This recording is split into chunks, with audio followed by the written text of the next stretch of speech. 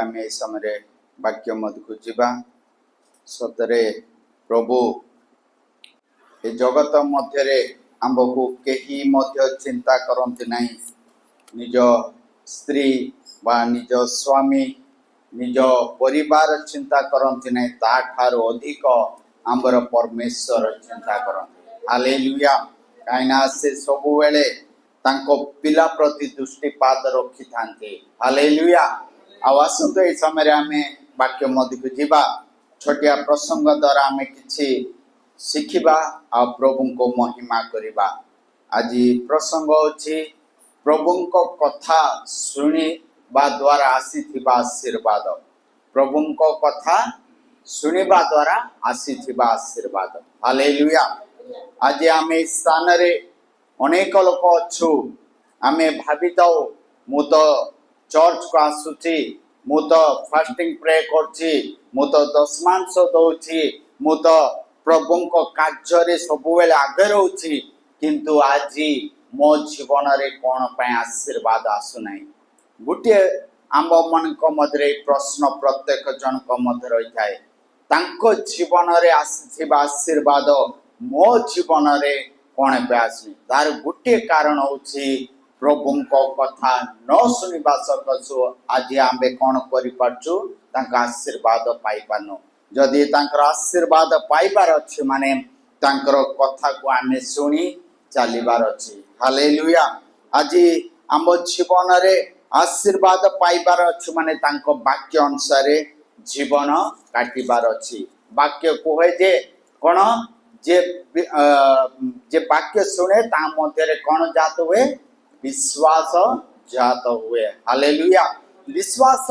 जात अर्थात तांकर वाक्य को शुणी आम ग्रहण करी अनुसार चली अनुसार जीवन यापन करी से अनुसार आम जीवन कार्य करने अर्थ अटे हालेलुया हालेलुया से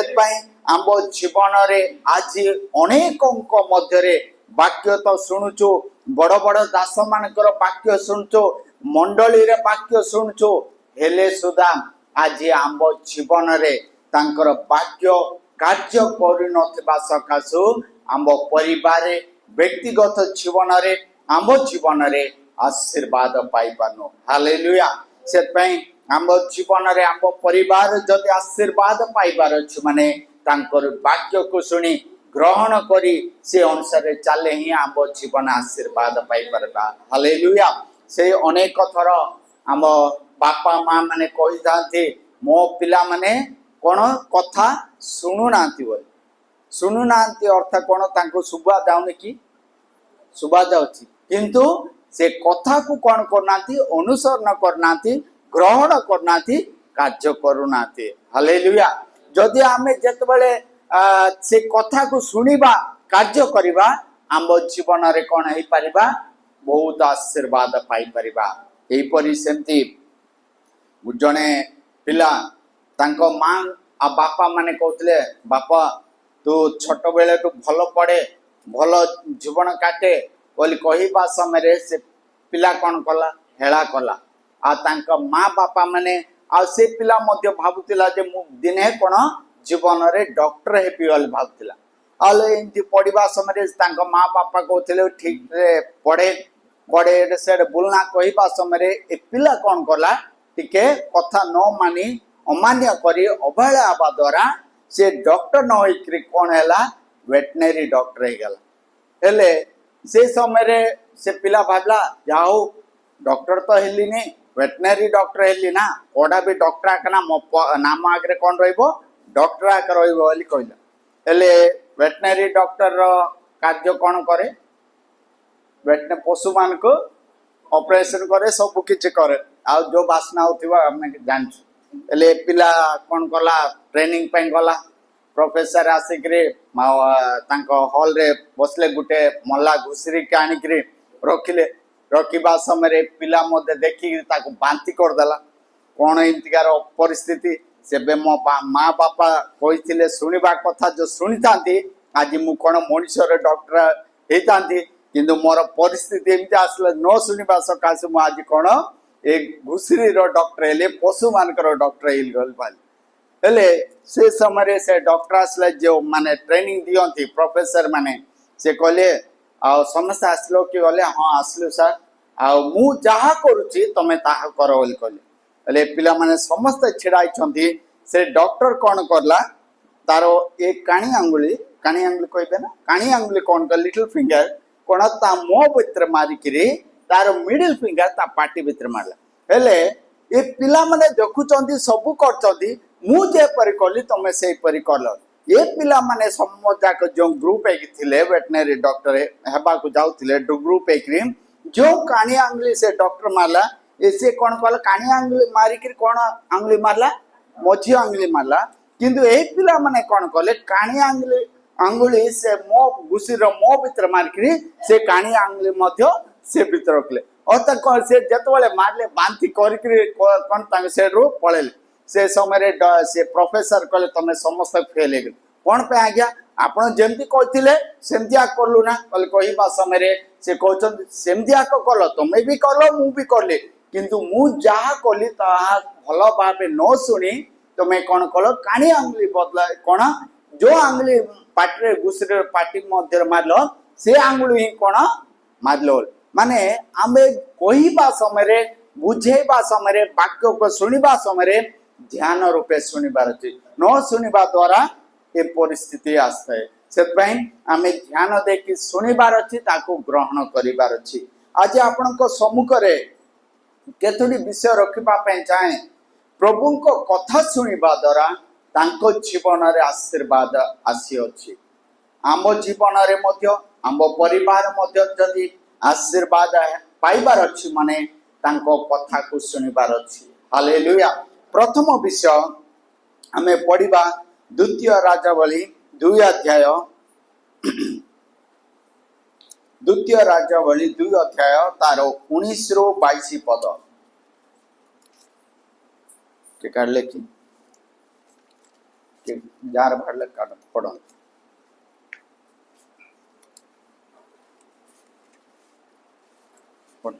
द्वितीय राजावली 2 अध्याय तार 19 रो 22 पद नगर के निवासियों ने एलिशा से कहा देख ये नगर मनभावने स्थान पर बसा है जैसा मेरा प्रभु देखता है परंतु पानी बुरा है और भूमि जल गिराने वाली है ये कौन 22 पद पढ़ो उसने कहा एक नए प्याले में नमक डालकर मेरे पास ले आओ फिर उसे उसके पास ले आए तब वह जल के सोते के पास निकल गया और उसमें नमक डालकर यहोवा यूं कहता है नमक डालकर कहा यहोवा यूं कहता है मैं यह पानी ठीक कर देता हूँ जिससे वो फिर कभी मृत्यु या गर्भ होने का कारण ना होगा एलिशा के इस वचन के अनुसार पानी ठीक हो गया और आज तक ऐसा ही है हालेलुया इस स्थान रे एलिशा को पाखु को गोटे केत जन लोक आसले कहउचंती आज्ञा ए नगर तो बहुत मनोरम बहुत उत्तम विषय ओलियो कहउचंती किंतु ए स्थान रो जल कोन अटे लिखा जायछि कीटनाशक कोन जल मंद अटे बोली कहउचंती कोन ए गाम सुंदर अच्छी भल अच्छी किंतु ए गाँव रो जल कोन अटे मंद अटे बोली कहउचंती हेले से समय एलिशा कहउचंती तमे जाइकरी गुटे नूतन पात्र आन आउ किछि लवण आन आउ से समय रे ए जल मध्य से लुण को से पात्र कोन करछन से जल मध्य पकेबा द्वारा से जल कोन होछि भल होई जाति ए स्थान रे आमे टिके चिंता कर देखिबा एलिशा कहउचंती लोक माने आसी जेतबेले एलिशा कहउचंती आज्ञा ए स्थान रे बहुत सुंदर अछि किंतु कोन अटे जल मंद अटे बोली कहउचंती से समय रे एलिशा कोन कहबा कथा नाही तमे से स्थान को जाओ ए स्थान को जाओ बोली कहबा कथा किंतु ए लोक माने मध्य देखंतु से माने कुटे भक्त पाखु आछंती आ से लोक माने भाबिले नि जे गुटे अन्य पाखु जाय कि आमे कहिबा कोनोसी राजा पाखर कहबा କୌଣସି ଏକ୍ୱାଗାର୍ଡ ବ୍ୟକ୍ତି ପାଖକୁ ଯାଇକି ଆମେ କହିବା ବୋଲି କହୁନାହାନ୍ତି, ସିଧା ପ୍ରଭୁଙ୍କ ଦାସଙ୍କ ପାଖକୁ ଆସୁଛନ୍ତି। ଆଉ ସେ କହୁଛନ୍ତି, ଆଉ ସେ ସମୟରେ କହୁଛନ୍ତି, ଇଲିଶା କହୁଛି ତମେ ଗୋଟେ ନୂତନ ପାତ୍ର ଆଉ କିଛି ଲବଣ ଆଣ କହିବା ସମୟରେ ଏମାନେ ସେଇପରି ହିଁ କରୁଛନ୍ତି। ଆଉ ସେ କରିବା ଦ୍ୱାରା ସେ ଦିନରେ ସେ ଜଳ କଣ ହଉଛି, ଭଲ ହଉଛି। ଆଜି ପର୍ଯ୍ୟନ୍ତ ସେ ଜଳ ସମ୍ପୂର୍ଣ୍ଣ ଭଲ ହେଇକି ରହିଛି। ଏଇଟା ଆମେ ଗୋଟେ ବିଷୟ ଚିନ୍ତା କରିବା, ପ୍ରଭୁଙ୍କ ଦାସ ଯାହା କହିଲେ ଏ ଲୋକମାନେ ତାହା କଲେ। ସେଇ ସ୍ଥାନରେ କହିଲେନି କି ପ୍ରଭୁ ଆଜ୍ଞା ଆପଣ ଏ ଜଳ ଖରାପ ଅଛି, ଏ ଜଳ ମନ୍ଦ ଅଛି, ଆପଣ କଣ କହୁଛନ୍ତି ଆଜ୍ଞା ନୂତନ ଗୋଟେ ପାତ୍ର ଆଣ, କିଛି ଲବଣ ଆଣ, ଏସବୁ କଣ ଆଜ୍ଞା କହୁଛନ୍ତି, କଣ ତାର ଉପାୟ କରନ୍ତୁ, ତା କ୍ଲିନ୍ କେମିତି କରିବା, ଏଇ ବିଷୟ କହୁନାହାନ୍ତି। ତାଙ୍କେ ସେ ପ୍ରଭୁଙ୍କ ଦାସ ଭକ୍ତ ଯାହା କହୁଛନ୍ତି ତାହା ସେ କରିବା ଦ୍ୱାରା ତାଙ୍କ ଜୀବନରେ ଆଶ୍ଚର୍ଯ୍ୟ କର୍ମ ହଉଛି। ଆଉ ଗୋଟେ ଯଦି ଆତ୍ମିକ ବିଷୟ ଯଦି ଆମେ ତାକୁ ଧ୍ୟାନ କରିବା, ଏ ପାତ୍ର ହଉଛି ନୂତନ ପାତ୍ର ହଉଛି ଆମେ, ଏ ଲବଣ ହଉଛୁ ଆମେ କଣ, ଏ ଆତ୍ମିକ ଜୀବନରେ ପ୍ରଭୁଙ୍କ ଦୃଷ୍ଟିରେ ଆମେ ଯେପରି ସ୍ୱାଦଯୁକ୍ତ ହେବା, ଆମେ ଯେଉଁ ସ୍ଥାନରୁ, ଯେଉଁ ବସ୍ତିରୁ, ଯେଉଁ ମଣ୍ଡଳୀରୁ ଆମେ ସେଇ ସ୍ଥାନରେ ଆମେ ଭଲ ହେଇକି ଛିଡ଼ା ହେବା। ହାଲେଲୁୟା। ଯଦି ଆମର ଆତ୍ମିକ ଜୀବନ ପ୍ରଭୁଙ୍କ ଦୃଷ୍ଟିରେ ସ୍ୱାଦଯୁକ୍ତ ନାହିଁ, ଆମେ କେବେ ମଧ୍ୟ ଭଲ ହେଇପାରିବାନି। ଆମକୁ ସବୁ, ଆମେ ଯଦି ଭଲ, ସାରା ଜଗତ ଆମକୁ ଭଲ ଦେଖାଏ। କିନ୍ତୁ ଆଜି ବିଶ୍ୱାସୀ ମାନେ କଣ କହୁଛନ୍ତି, ଇଏ ଭଲ ନାହିଁ, ସେ ଭଲ ନାହିଁ, ସେ ଭଲ ନାହିଁ, ଏ ଭଲ ନାହିଁ ବୋଲି କହୁଛନ୍ତି। ଯଦି ଆମର ଜୀବନ ପ୍ରଭୁଙ୍କ ଦୃଷ୍ଟିରେ ସ୍ୱାଦଯୁକ୍ତ ଅଛି, ପ୍ରତ୍ୟେକ ବିଷୟ ଭଲ ହେଇକି ଚାଲିବ। ହାଲେଲୁୟା। ସେଥିପାଇଁ ଆମେ ସବୁବେଳେ ପ୍ରଭୁଙ୍କ ଦୃଷ୍ଟିରେ ଆମେ କଣ ରହିବାର ଅଛି, ସ୍ୱାଦଯୁକ୍ତ ରହିବାର ଅଛି। ଆମ ଗୋଟିଏ ପାତ୍ରକୁ ନୂତନ ରୂପେ ରଖିବାର ଅଛି, ସେ ପୁରାତନ ପାତ୍ର ହେଇକି ରହିବାନି। ଆମେ ଯେତେବେଳେ ସ୍ୱାଦଯୁକ୍ତ ହେବା, ଆମର ପାତ୍ର ମଧ୍ୟ ବଦଳିଯିବ। Hallelujah, hallelujah. ସେଥିପାଇଁ ପ୍ରଥମ ବିଷୟ କଣ, ସେ କଣ କଲେ, ସେ ଲୋକମାନେ ଶୁଣିବା ଦ୍ୱାରା ସେ କଣ ଆଶୀର୍ବାଦ ପାଇଲେ, ସେ ନଗରବାସୀ ମାନେ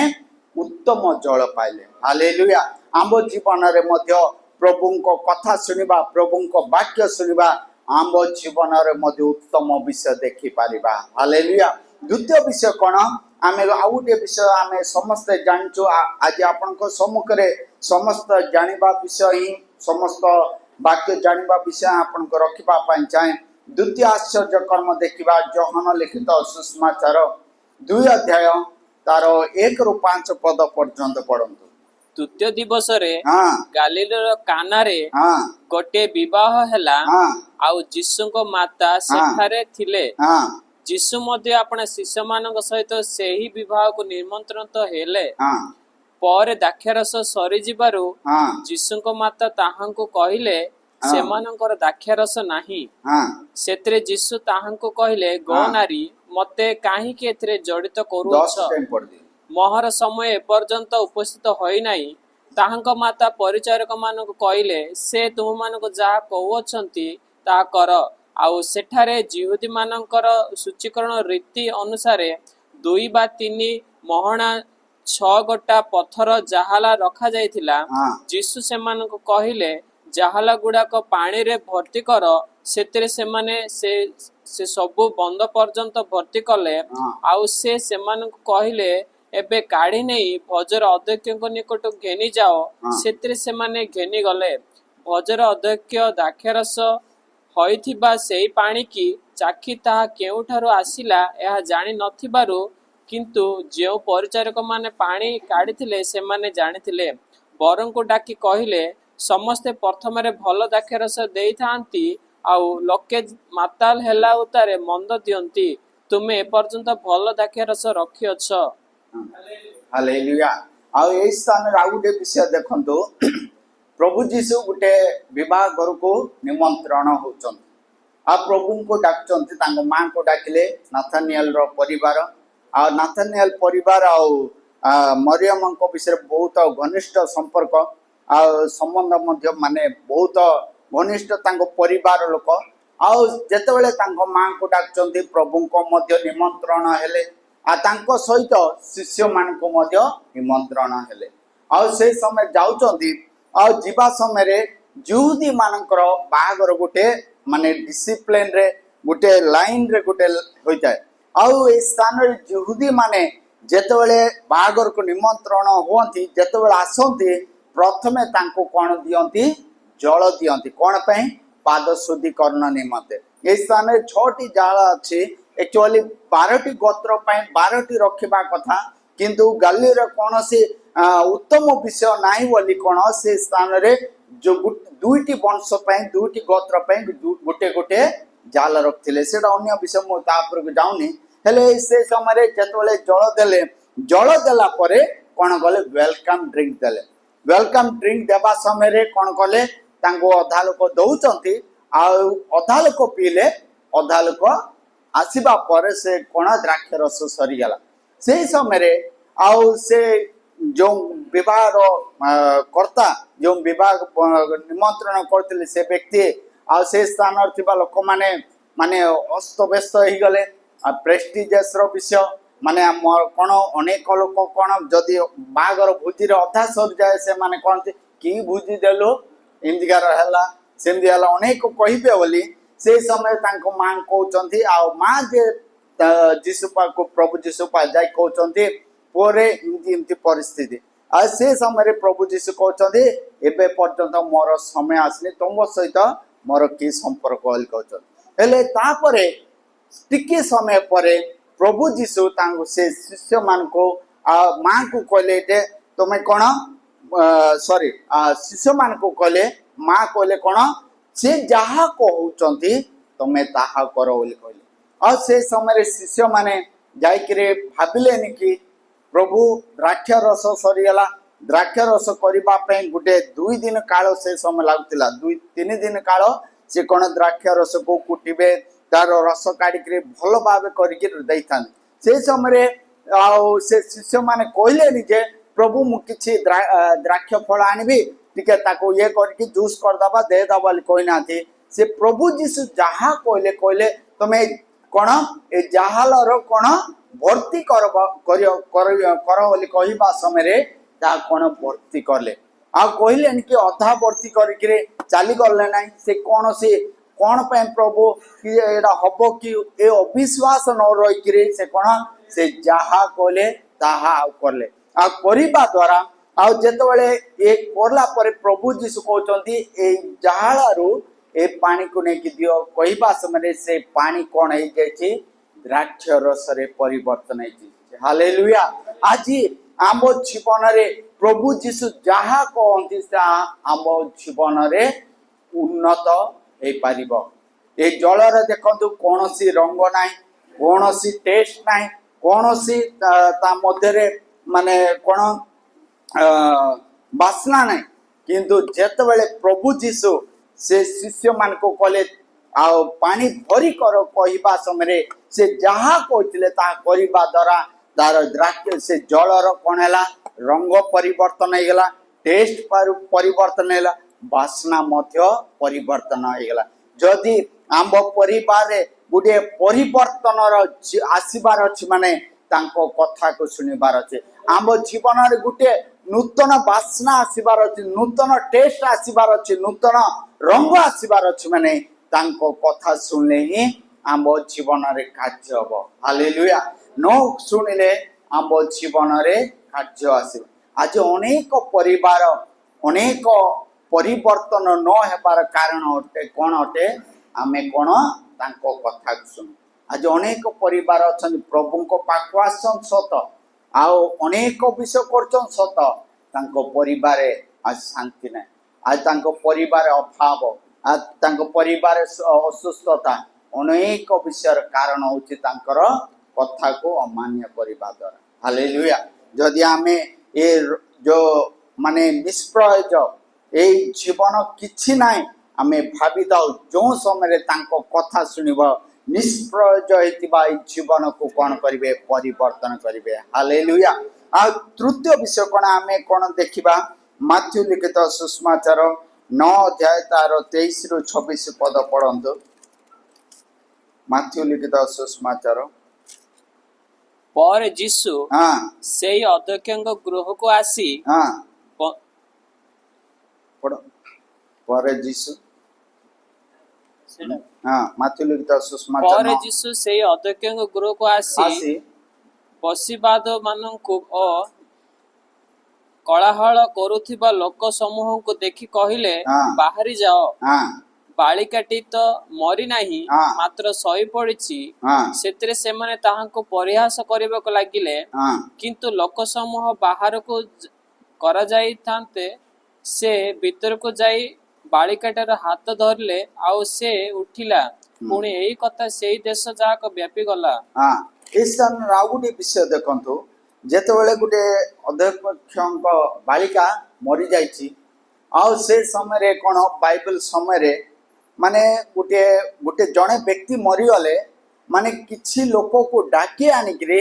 ବଜେଇବା ପାଇଁ କାନ୍ଦିବା ପାଇଁ ଏସବୁ ଟ୍ରାଡିସନାଲ ସେ ସମୟ ଥିଲା। ଆଉ ଯେତେବେଳେ ଏ ପିଲା ମରିଯାଇଛି ସେ ସ୍ଥାନରେ ସମସ୍ତେ କଳହଳ ହଉଛି, କ'ଣ ଗୋଟେ ମାନେ ଗୋଟେ ଯାତ୍ରା ଟାଇପର ହେଇଯାଇଛି, ମାନେ ଗୋଟେ ଭୋଜି ଟାଇପର ସେ ସ୍ଥାନରେ ହେଇଯାଇଛି। ସେ ସମୟରେ ପ୍ରଭୁ ଯୀଶୁ ଆସୁଛନ୍ତି ଆଉ ସେ ସମୟରେ କହୁଛନ୍ତି ତମେ ସମସ୍ତେ ବାହାରକୁ ଯାଅ ବୋଲି କହୁଛନ୍ତି। ବାହାରକୁ ଯା ଅର୍ଥ ପ୍ରଭୁ କ'ଣ ଗୃହ ମଧ୍ୟକୁ ଆସିବେ। ଆଜି ଆମ୍ଭ ପରିବାର ମଧ୍ୟରେ ଆମ୍ଭ ଜୀବନ ମଧ୍ୟରେ ପ୍ରଭୁଙ୍କୁ ଯଦି ଆହ୍ୱାନ କରିବା, ଆମ ଗୃହ ମଧ୍ୟରେ ଏ ହୃଦୟ ମଧ୍ୟରେ ପ୍ରଭୁଙ୍କୁ ଆହ୍ୱାନ କରିବା, ସ୍ୱାଗତ କରିବା, ଆମ୍ଭ ଜୀବନରେ ଆଶ୍ଚର୍ଯ୍ୟ କର୍ମ ଦେଖିବା। ଏ ସ୍ଥାନରେ ଯେତେବେଳେ ସେ ଲୋକମାନଙ୍କୁ ବାହାରିକି ଯିବା ପାଇଁ କହିଲେ ଆଉ ସେ ଯେତେବେଳେ ଯୀଶୁ ସେ ଗୃହକୁ ଆସି ତାଙ୍କ ଉପରେ ହସ୍ତ ଦଉଛନ୍ତି, ସେ ବାଳିକାଟା କ'ଣ କରୁଛି,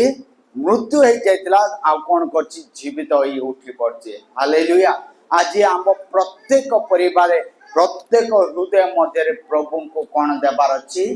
ସ୍ଥାନ ଦେବାର ଅଛି। କ'ଣ ଦେବାର ଅଛି, ସ୍ଥାନ ଦେବାର ଅଛି। ଆଜି ଆମ ହୃଦୟ ମଧ୍ୟରେ ଏ ଜଗତର ନାନା ବିଷୟ ସବୁ ଆମେ ଭରି କରୁଛୁ ଆଉ ପ୍ରଭୁଙ୍କ ପାଇଁ ସ୍ଥାନ ନାହିଁ। ଆମେ ଯଦି ପ୍ରଭୁଙ୍କ ନିମନ୍ତେ ସ୍ଥାନ କରିବା, ଟିକେ ସ୍ଥାନ ନାହିଁ, ସମ୍ପୂର୍ଣ୍ଣ ସ୍ଥାନ ଦେବା, ଆଉ ପ୍ରଭୁ କ'ଣ ସେ ଗୃହରେ ଯେପରି ଆଶ୍ଚର୍ଯ୍ୟ କର୍ମ କଲେ, ଆମ୍ଭ ପରିବାରରେ ଆମ୍ଭ ଜୀବନରେ ମଧ୍ୟ କ'ଣ କରିବେ, ଆଶ୍ଚର୍ଯ୍ୟ କର୍ମ କରିବେ। ପ୍ରକାଶିତ ବାକ୍ୟରେ ପ୍ରଭୁ କ'ଣ କରୁଛନ୍ତି, ଦ୍ୱାର ନିକଟ ରହିକିରି କ'ଣ କରୁଛନ୍ତି, ଆଘାତ କରୁଛନ୍ତି, ଖୋଲ, ମୁଁ ତୁମ ହୃଦୟ ମଧ୍ୟରେ ତୁମ ଗୃହ ମଧ୍ୟରେ ବାସ କରିବି ବୋଲି। କିନ୍ତୁ ଆଜି ଆମେ କ'ଣ ହୃଦୟର କବାଟକୁ ଖୋଲୁ, ପ୍ରଭୁଙ୍କୁ ସ୍ୱାଗତ କରୁନୁ। ଆମେ ନ କରିଥିବା ସକାଶ ଆଜି ଆମେ କ'ଣ କରିପାରୁନୁ, ଆଶ୍ଚର୍ଯ୍ୟ କର୍ମ ଦେଖିପାରୁନୁ। ଯଦି ଆମ ଜୀବନରେ ଆଶ୍ଚର୍ଯ୍ୟ କର୍ମ ଦେଖିବାର ଅଛି, ଆମେ ପ୍ରଭୁଙ୍କୁ ଆମ ହୃଦୟ ମଧ୍ୟରେ ଆମ ଗୃହ ମଧ୍ୟରେ ଆମେ କ'ଣ କରିବାର ଅଛି, ଜାଗା ଦେବାର ଅଛି। ତେବେ ହିଁ ଆମ ଜୀବନରେ ଆଶ୍ଚର୍ଯ୍ୟ କର୍ମ ଦେଖିବା। Hallelujah, hallelujah. ଆଉ ଚତୁର୍ଥ ବିଷୟ ଏହି ସମୟରେ ଆଉ ଗୋଟେ ବିଷୟ ଦେଖିବା, ଯୋହାନ ଲିଖିତ ସୁଷମାଚାର 21 ଅଧ୍ୟାୟ ତାର 6 ପଦ। ଯୋହାନ କାର ଆସୁଛି ସେ ପଢେ, ହିନ୍ଦୀର ବି ପଢେ। ହଁ ହଁ ହଁ ହଁ ହଁ ହଁ ହାଲେଲୁୟା। ଏଠି ଏହି ସ୍ଥାନରେ ଆଉ ଗୋଟେ ଘଟଣା ଦେଖନ୍ତୁ, ଯୋହାନ ଆଉ ଲିଖିତ ସୁଷମାଚାରରେ କହୁଛନ୍ତି କ'ଣ, ଗୋଟେ ମାଛୁଆ ମାନେ ଥିଲେ, ମାନେ ମାଛୁଆ ମାନେ ତାଙ୍କର ହେଡ୍ ହଉଛନ୍ତି ପିତର, ଆଉ ତାଙ୍କ ସାଙ୍ଗସାଥି ମାନେ ରହିକିରି ରାତ୍ର ଯାକ ଜାଲ ପକେଇଲେ, ରାତ୍ର ଯାକ ଅନିଦ୍ରା ରଖି ଜାଲ ପକେଇଲେ, କିଛି ମଧ୍ୟ ମିଳିଲାନି। ଆଉ ଯେଉଁ ସମୟରେ ପ୍ରଭୁ ଯୀଶୁ ଆସିଲେ ତାଙ୍କ ଡଙ୍ଗାରେ ଚଢ଼ିଲେ, ଆଉ ପ୍ରଭୁ ଯୀଶୁ ଅଳ୍ପ ଦୂର ଯିବା ସମୟରେ ତାଙ୍କୁ କହୁଛନ୍ତି ଏ ସ୍ଥାନରେ ପକେଇବା କହିବା ସମୟରେ ସେ ସ୍ଥାନରେ କ'ଣ ମାଛ ଏତେ ପଡ଼ିଲା ଯେ ଜାଲ କ'ଣ ହେଲା, ଛିଣ୍ଡିବାକୁ ଲାଗିଲା। ଆଉ ଯଦି 11 ପଦରେ ତାର ଦେଖିବା କ'ଣ 153ଟି ମାଛ ପଡ଼ିଲା, ବଡ଼ ବଡ଼ ମାଛ ବୋଲି କହୁଛନ୍ତି। ହାଲେଲୁୟା। ତାର ଅର୍ଥ ଆମେ ପ୍ରଭୁଙ୍କ କଥାକୁ ମାନିଲେ ଆମ ପରିବାରରେ ଆମ ଜୀବନରେ ସମୃଦ୍ଧିର ଆଶୀର୍ବାଦ ଆସିବ। ଧନ ସମ୍ପତ୍ତିରେ ପ୍ରଭୁ ଆମମାନଙ୍କୁ ପରିପୂର୍ଣ୍ଣ କରେ। ଆମେ ଅନେକ ଥର କ'ଣ କରିଥାଉ, ପ୍ରଭୁ ମୋତେ ଏଇଟା ଦିଅ ସେଟା ଦିଅ ବୋଲି ଆମେ କ'ଣ ପ୍ରାର୍ଥନା କରୁଛୁ। ଯଦି ଆମ ପ୍ରଭୁଙ୍କ କଥା ଶୁଣିବା, ଆମକୁ କୌଣସି ବିଷୟ ମାଗିବା ଦରକାର ନାହିଁ, ପ୍ରଭୁ ଅଟୋମେଟିକ ଆମ ଜୀବନରେ କାର୍ଯ୍ୟ କରିବେ। ଦେଖନ୍ତୁ ଏଇ ସ୍ଥାନରେ ପିତର ସିନିୟର ମୋଷ୍ଟ ମାନେ ମାଛୁଆ ମାନଙ୍କୁ କୋଉ ସ୍ଥାନରେ को माछ थिबो को चुंगड़ी थिबो केते बड़ माछ थिबो जानिथिबा व्यक्ति से स्थान पितर कहलेनि कि प्रभु आमे रात्रि जाक पके पके हालिया गलु समुद्र जाक खोजी देलु आम किछि मिललानी आपण कहउछन्ती ए समय पकेबा पकांतु बोली कहउछन्ती एटा कोन मिलिबो बोली कहिनांती से जाहा कहले ता करले आ कोन पाइले 153 टी माछ जाल छिनिबा लागला जदि आम प्रभु को कथा सुनिबा एते आशीर्वाद दे कोन आशीर्वाद कोन उछिली पड़िबो बोली कहउछन हालेलुया से पई आमे प्रभु को कथा को सुनिबा आ गुटे विषय आमे मार्क लिखित सुसमाचार 3 अध्याय तार 5 पद पढ़ंतु शुष्क हस्त विषय कहउछन मार्क 3 अध्याय तार 5 पद सेतिरे से सेमानंक हृदयर जड़ता सकाशे हाँ। दुखित होई क्रोधरे चाली गले हां चारिआडे सेमानंक प्रति दृष्टिपात करी सेई लोक कहिले हाँ। हाथ बढ़ाओ हां से अपना हाथ बढ़ाइला हां आउ ताहा पुणी भल होई गला आ कोन हां तापर तहिरे फारसी माने बाहर जाई ताहांको विनाश करी ए स्थान देखन जने व्यक्ति अछंती तार हस्त कोन सुखी जाइछि हेले ए हस्त माने सुखी जाइछि अर्थ कोन माने हाथ अछि किंतु ता मध्यरे जीवन नै आज आम समस्त हस्तरे जीवन अच्छे आम कौन सी कार्य कर किंतु ए व्यक्तिर हस्तरे कौन सी जीवन नहीं सुखी जाइए से समय प्रभु जीशु जिते कहते तुम्हें हस्त बड़ कहवा समय से व्यक्ति धीरे धीरे बल को गोटौछ माने बल को संग्रह करी हस्त जिते प्रभु हस्त को हस्त बढ़ेला आ छुईबा द्वारा से हस्त कौन जीवन पाई आज अनेक जन प्रभु को पाक आस बोले कहले आम कौन कहूँ मत टाइम ना मत बल ना मोर दिह असुस्थ मुझे जाइए नाना विषय जा कहूँ ए व्यक्ति देखु हस्तरे जीवन ना कि बल ना टेकवा बल ना ताठू आगे अनेक विषय अनेक लोक माने कहते शुक्ला हस्त मान नाना विषय कहते जिते प्रभु कहले से कौन केते असुस्थ हेले केते कष्ट होतियो जीवन नथिला से समय हस्त कौन बल गुटे प्रभु हस्त रे समर्पण कला आ से हस्त रे कौन जीवन आसला जो शुष्क हस्त थिला से हस्त कौन हैला जीवन हस्त हैला हालेलुया से पई आम प्रभु को चर्च का आसीबा समय प्रभु को गृह का आसीबा समय आम कौन सी असुविधा थाउ ना कहीं बा कौन सी रोग रे थाउ ना कहीं कौन सी मुंड बथा थाउ ना कहीं कौन सी ज्वर थाउ ना कहीं जदि आमे बल गोटे प्रभु को निकट को आसीबा प्रभु निश्चय कौन आमको कौन करेंगे सुस्थता देवे आज आमे कौन कहूँ प्रभु मु जाई पारिबि प्रभु मु आसी पारिबि आस प्रार्थना कास होले नाई मु आसी पारि मो मुंड बथा प्रार्थना फास्टिंग प्रे कास नाई मु फास्टिंग रही पारिबि कहूँ कहवा सकाश आज आम जीवन रे आश्चर्य कर्म ए लोक देखंतु माने किछि बल नथिला से बल गोटे प्रभु को देला आ कोन ता जीवन रे आश्चर्य कर्म देखला हालेलुया आ गोटे विषय देखिबा हमें यूहन्ना लिखित सुसमाचार 11 अध्याय तार 39-40 यूहन्ना 11 वर्सेस 39-40 हां हां हां हां हां हां हां हां हां हां हां हाँ देखो स्थान आउ गोटे विषय आउ गोटे आश्चर्य कर्म देखा एडे मार्था मरियमंकर भाई कौन लाजर कौन है मरीगलानी 4 दिन हो गलानी बासी हो गलानी बासना हो गला किंतु से स्थान रे प्रभु जीशु तांको शिष्य मान को कहउचंती ए पत्थरटा को कौन कर घुंचे दियो बोली कहउचन आ से समय रे कहिबा समय रे से लोक माने बा शिष्य माने कहिले जे प्रभु कौन पे प्रभु बासना होची गंधुची 4 दिन हो गला प्रभु जदि तुम इच्छा करछ काइना लाजर आ